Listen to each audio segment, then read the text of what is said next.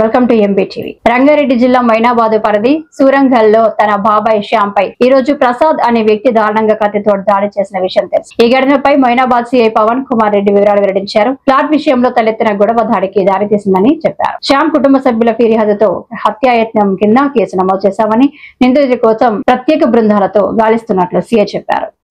ఈ రోజు ఉదయం సూరంగల్ గ్రామానికి సంబంధించినటువంటి డబుల్ బెడ్రూమ్ క్వార్టర్స్ దగ్గర ఒక ప్లాట్ విషయంలో పంచాయతీ జరిగి నిందితుడు ప్రసాద్ తన చిన్నాన్న అయినటువంటి శ్యామ్ను కత్తితో పలుచోట్ల నరకగా అతనికి తీవ్రమైన గాయాలు అయి చాలా తీవ్ర అపస్మారక స్థితిలో ఉండి అతన్ని హాస్పిటల్ షిఫ్ట్ చేయడం జరిగింది. ప్రస్తుతం అతను ప్రైవేట్ హాస్పిటల్లో చికిత్స పొందుతున్నాడు.